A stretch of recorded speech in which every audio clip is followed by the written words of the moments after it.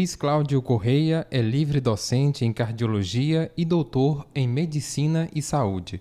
Também atua como pesquisador e coordenador científico e é membro das Academias de Ciências e de Medicina da Bahia. Luiz Cláudio Correia também divulga suas reflexões sobre temáticas da medicina em palestras, cursos online, podcasts, canal no YouTube e redes sociais.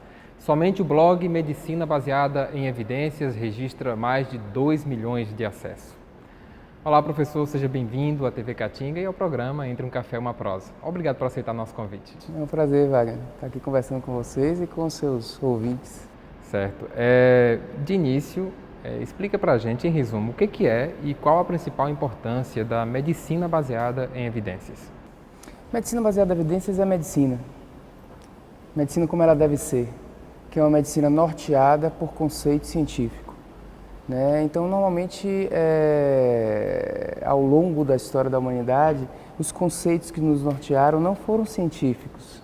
A humanidade começou a tentar entender o mundo como ele funciona através de mitologia, paradigmas religiosos. Isso evoluiu para a filosofia, onde já existia uma lógica na forma de pensamento, e evoluiu nos últimos 5 séculos para alguma coisa que a gente chama de ciência, onde a gente começa a testar na prática um paradigma filosófico.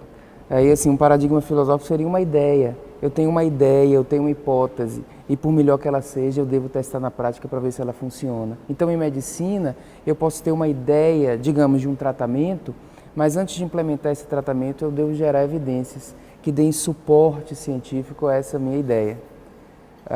Então, medicina baseada em evidências não é um setor da medicina, ou uma especialidade médica, ou uma alternativa de pensamento. Uma medicina como ela deve ser. Algumas pessoas falam que é uma metodologia. Que é uma metodologia, às vezes se confunde mesmo com a metodologia de revisão sistemática, né? Mas não é essa a questão metodológica, é uma questão de como pensar em medicina. E nosso pensamento, nossos processos de decisão, eles devem ser norteados por conceitos científicos. E veja que eu estou usando a palavra norteado e não comandado.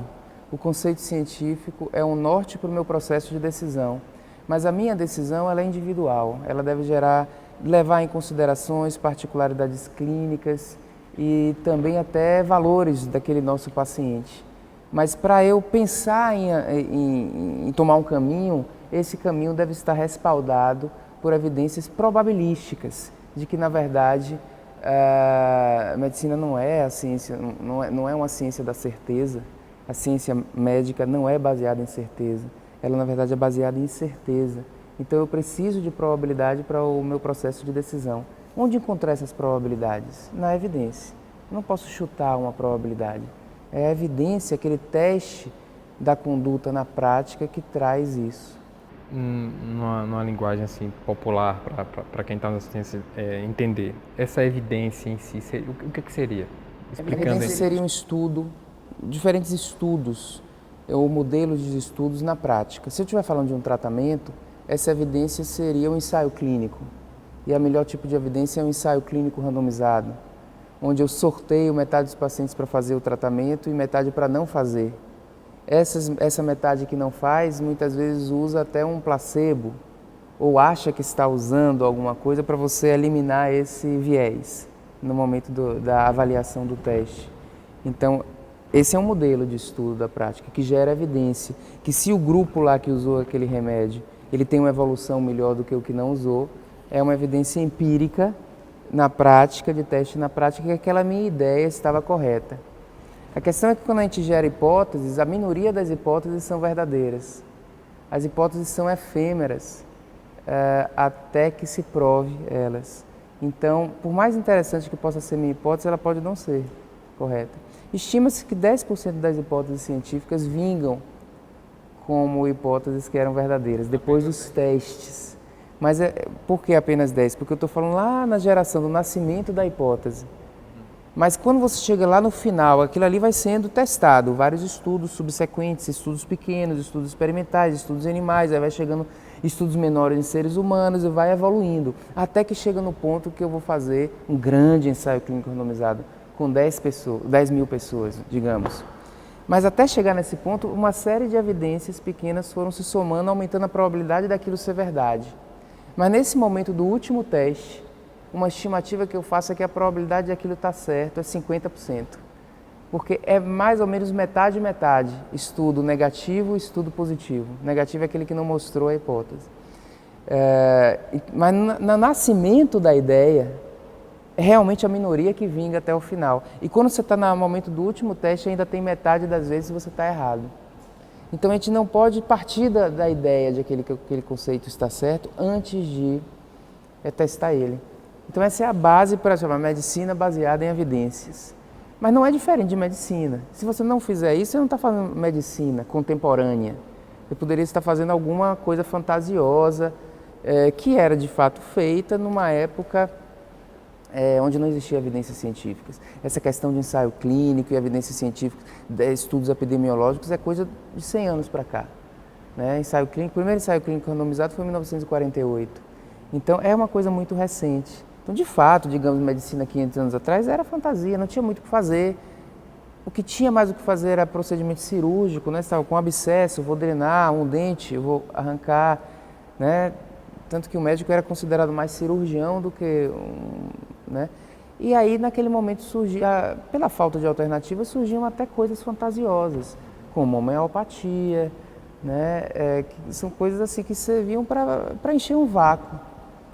Mas nunca teve uma base científica, nem mesmo lógica algumas coisas, né? Sangria. Professor, em uma das suas palestras, o senhor acabou de comentar aí sobre a questão da incerteza e tal. Em uma das suas palestras sobre essa temática, o valor da incerteza, o senhor afirma que o melhor caminho em tratamentos nem sempre é benéfico para o paciente.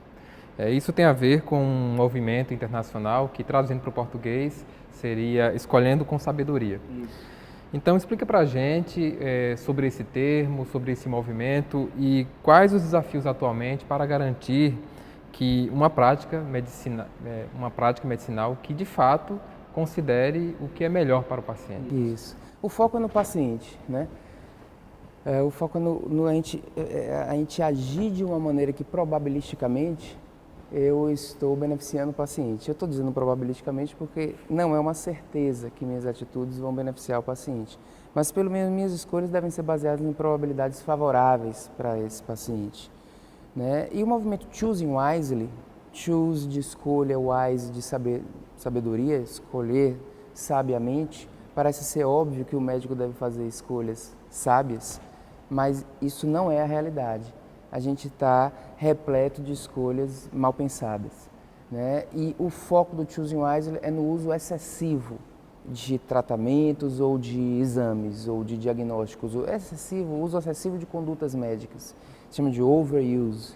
Então é muito comum o uso excessivo de condutas médicas. Excessivo, não estou falando assim da quantidade, mas da futilidade da conduta médica. Então existem muitas condutas fúteis, ou tratamentos que não têm benefício, ou que o benefício é pequeno e o malefício é maior, ou diagnósticos que não têm benefício algum. Por exemplo, eu vou dosar vitamina D num paciente, se tiver baixa eu vou dar um remédio, vitamina D. Se estiver baixa, assim, digamos, abaixo da média lá da população, do valor de referência, eu vou administrar a vitamina D. Isso é uma atitude totalmente fútil. Não só o diagnóstico que eu fiz, o exame, como o tratamento que não serve para nada. Mas é uma prática médica. Isso melhorou nos últimos anos justamente com esse tipo de discussão. Choosing Wisely vem provocando essa reflexão. Choosing Wisely é reflexão, não é regra. Você não pode fazer isso. Vamos refletir sobre isso. Choosing Wisely envolve a sociedade de especialidade, Choosing Wisely envolve a sociedade, envolve jornalistas como você. E nesse diálogo, Choosing Wisely é uma conversa, muito mais do que regras e que você não pode fazer A, B ou C. E o processo do Choosing Wisely é pedir à sociedade de especialidade que apontem 5 coisas para não fazer. Então a minha sociedade de cardiologia apontou, eu não devo rastrear doença coronariana no indivíduo assintomático. Eu não devo fazer angioplastia coronária, desentupir a artéria se o indivíduo não sente nada, porque isso não reduz mortalidade. Então eu estou fazendo um procedimento fútil e ele não sente nada, não tem o que melhorar dele. É a quebra de coisas, de atos médicos muito populares, porém de baixo valor. É uma questão de mudança cultural. esse diálogo que eu estou falando, muitos vão estranhar, porque essa não é a visão cultural. Como muitas décadas atrás não era cultura usar cinto de segurança. Isso hoje todo mundo bota cinto de segurança. Então é uma questão de uma mudança cultural que a gente tem que trabalhar para a gente melhorar nosso processo de racionalidade. Professor, a opinião do senhor sobre as decisões médicas a partir de baixas evidências e baseadas em convicções terapêuticas de cada profissional, como é que é essa questão? É um problema? Como resolver? Essa é uma questão muito prevalente, condutas que não têm base em evidências e não deveriam estar sendo utilizadas. Condutas mais baseadas em evidências de baixa qualidade, portanto não evidências confirmatórias, ou baseadas em fé, que é ótimo, fé. Fé é uma coisa muito boa do ponto de vista pessoal, religioso, etc. Profissional, a gente não pode se basear em fé, a gente tem que se basear em evidência profissionalmente. Então, boa parte das recomendações, inclusive de guidelines, recomendações de diretrizes e guidelines, não são baseadas em evidência confirmatória. Está errado, não deveria ser recomendação. É porque a gente tem o viés da ação, o viés da mentalidade, a mentalidade do médico ativo. Eu quero ser ativo, eu quero fazer. Então a gente faz mais coisas do que deveria. A gente, ok, não tem evidência disso, mas eu quero fazer. E eu vou fazer, a despeito de não ter evidência. Se tiver, melhor ainda. Então, isso faz parte da cultura médica. Isso está, muitas vezes, nas recomendações. Essa é a recomendação nível C. Sabe o que é nível C? Não tem evidência. Ou só tem evidência muito ruim, mas 50% das recomendações são nível C. Então, é uma questão. E vem desse viés da ação, eu quero fazer, mentalidade do médico ativo. Isso aí tem consequências não intencionais, porque você faz uma coisa que você não sabe o resultado, né? Então, mesmo as coisas que são comprovadamente, isso aí é um pensamento probabilístico importante, mesmo as coisas que são comprovadamente benéficas por bons estudos, quando você adota aquela conduta, você está oferecendo apenas uma probabilidade de benefício. Então, não é todo mundo que for tomar um remédio benéfico que vai se beneficiar. Na verdade, é uma minoria que vai se beneficiar daquilo ali. Agora, se você tem uma outra incerteza, que não é a individual, é a conceitual, se esse conceito é comprovado ou não, aí eu tenho a probabilidade desse conceito ser verdade multiplicado pela probabilidade de, em sendo verdade, eu beneficiar aquele paciente. Então, a probabilidade condicional fica ínfima, a probabilidade de eu estar trazendo benefício. E tudo que a gente faz tem um preço. Na verdade, o preço do que a gente faz é garantido. O benefício que é probabilístico. Mas quando eu digo faça isso, mesmo que seja uma caminhada todo dia, você já está pagando um preço. De ter que sair, ter que caminhar, o tempo que você está... Agora, faça uma fisioterapia, você está pagando um preço de fazer a fisioterapia. Mesmo que seja o convênio, ou que seja do SUS, a fisioterapia, você está pagando o preço de você estar investindo aqui. Tome um remédio, tem os efeitos adversos do remédio. Pode ter. Faça uma cirurgia, nem se fala. Então, o preço, algum custo o paciente vai ter ao ser submetido à sua recomendação. E o benefício, ele é probabilístico. Então, nisso aí, a gente tem que, pelo menos, ter a comprovação de que aquilo ali tem um potencial benefício, para você tentar equalizar essa relação econômica de custo e benefício. Porque senão, de fato, as consequências não intencionais são grandes com as coisas que a gente faz sem saber. São os eventos indesejados. Só que eles não são perceptíveis, nem todos são perceptíveis, porque eles ocorrem em efeito cascata. O malefício vai ocorrer lá na frente, você não consegue perceber que foi você que causou. O outro problema é conflito de interesse do médico, da indústria, etc., que enviesa a gente em relação ao interesse do paciente. Porque toda essa discussão o que eu quero é o benefício do paciente. E às vezes o benefício meu, ou da indústria, ou do comércio, ou de alguma coisa, suplanta esse benefício do paciente. Conflito de interesse é algo humano, não é necessariamente algo de uma personalidade desonesta. Todos nós temos conflitos de interesse. A grande demonstração é que é tão humano que a queda do avião da Chapecoense foi decorrente de um conflito de interesse, porque existia o interesse econômico de economizar gasolina, portanto ele não abasteceu, não fez uma escala para abastecer, interesse econômico versus interesse da segurança, né? E quem tomou essa decisão foi o piloto, que era dono do avião também. Ele tomou a decisão focada mais no econômico e ele morreu. Então veja que é humano o conflito de interesse. Ele próprio estava sob risco. Agora imagine o médico. Nós tomamos uma decisão e não é nossa pele que está no jogo. Eu tomo uma decisão em relação a você, paciente. Se você tiver que pagar o preço, é você. Então a gente está muito mais sujeito ao conflito de interesse do que alguém que está com a pele no jogo. A gente não está com a pele no jogo. Então, na verdade, a gente transfere o risco. É uma simetria muito grande de relação médico-paciente. Eu sou médico, eu vou recomendar uma coisa para você, mas se não der certo, é você que vai se prejudicar. Então, eu transfiro o risco para você. Agora, o bônus, todo mundo ganha. Porque se der certo, eu sou um bom médico e você é um paciente que está me elogiando. Se der errado, o risco é seu.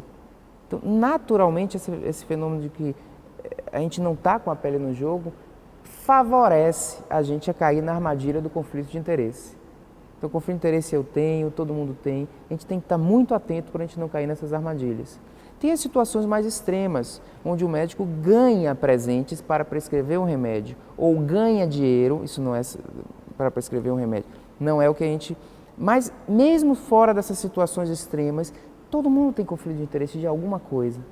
Até mesmo interesse em fazer um exame que eu estudei tanto para fazer o exame. Então, eu tendo a utilizar aquilo de uma maneira mais... mesmo que não tenha questões monetárias envolvidas. Nas situações em que os casos de saúde e tratamento vão parar na Justiça.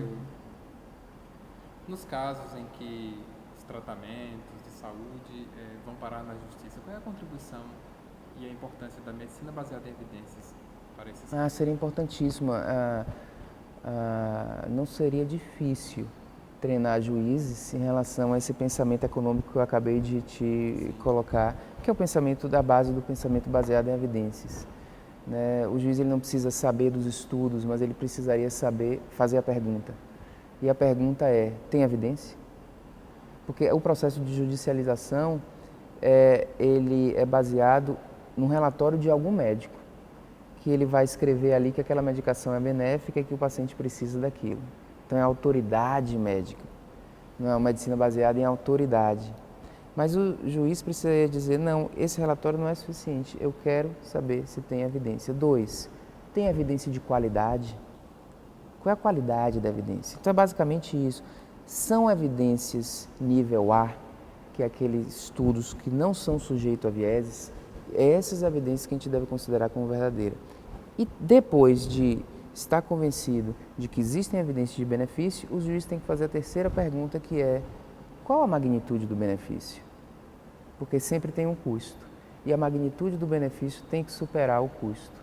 Então, o processo de judicialização, de medicações, etc., muitas vezes são doenças raras, de medicações de altíssimo custo, tipo R$1 milhão por ano de tratamento. E o benefício que a pessoa está recebendo é um benefício pequeno. Não é uma questão de salvar a vida ou de pegar aquela pessoa de estar de um jeito muito ruim e transformar em muito boa.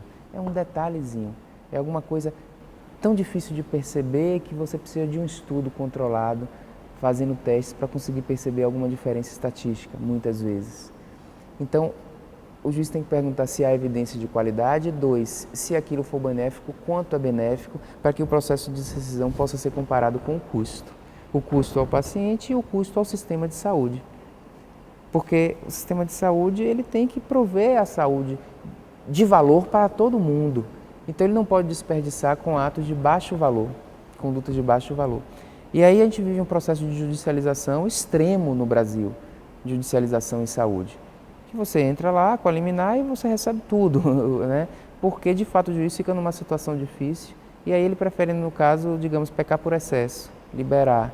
Né? Então isso precisa evoluir para um diálogo maior. Isso está evoluindo mesmo. Já existem setores que dão suporte a juízes, etc., para que a conduta e o parecer ali seja mais baseado nessa relação de custo-benefício do que apenas eu vou dar porque o médico está dando relatório.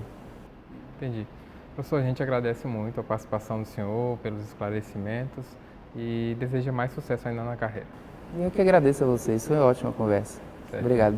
Obrigado, professor. A gente agradece também a você que nos acompanhou em mais uma edição do programa Entre um Café, uma Prosa. TV Caatinga, a verdadeira imagem do sertão.